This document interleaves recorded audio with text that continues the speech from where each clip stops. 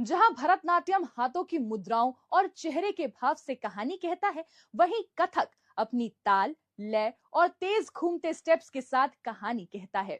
इसी अनोखी विरासत को आगे बढ़ा रही हैं दिल्ली की रहने वाली माया कुलश्रेष्ठा। वो युवाओं को सिखा रही हैं कि ये कला अपनी आवाज ढूंढने का तरीका है, कॉन्फिडेंस बनाने का जरिया है और खुद को एक्सप्रेस करने की ताकत भी।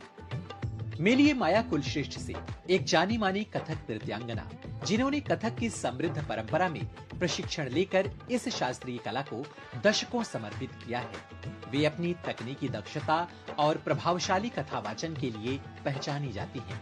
नृत्य के साथ साथ माया अंजना वेलफेयर सोसाइटी के माध्यम से युवाओं और विभिन्न क्षमताओं वाले लोगों को भी प्रशिक्षित करती हैं।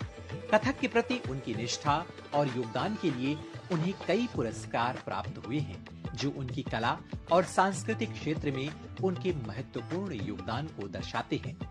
तो ऐसे ही आज भी हमारी सोसाइटी में बहुत सारी चीज़ें महिलाएं देखती हैं, झेलती है। अगर उनके पास आर्ट है तो they can depict their story. उनके अंदर वो हौसला आएगा कि वो अपनी बात कह सकती है। कई बार हम शब्दों से नहीं कह पाते हैं तो हमें इमोशंस हम इमोशनली स्ट्रांग हो जाते हैं। वो फेज आता है तो उसमें हमें डिप्रेशन भी नहीं मिलता है। आपको अपनी बात कहने के सलीके। अपनी कथात्मक शैली में अक्सर राधा कृष्ण की दिव्य कथाएं प्रस्तुत करता है, जहां श्रृंगार भावनाओं की भाषा बनकर दर्शक और कलाकार को जोड़ता है। माया की हालिया डांस थिएटर प्रस्तुति मिहिरा में मीराबाई की भक्ति को दर्शाया गया, जिसने युवाओं को देश की सांस्कृतिक विरासत से जोड़ने की प्रेरणा दी। सिर्फ कथक नहीं, हर ही फॉर्म, जैसे भरतनाट्यम है, भरतनाट्यम में साउथ ट्रेडिशन ज़्यादा चलता है तो उसमें शिव जी के बारे में ज़्यादा स्टोरी टेलिंग प्रस्तुत होता है, लीला प्रस्तुत करते हैं। हमारे कथक में कृष्ण और राधा की लीलाओं के बारे में ज़्यादा चरित्रण चलता है।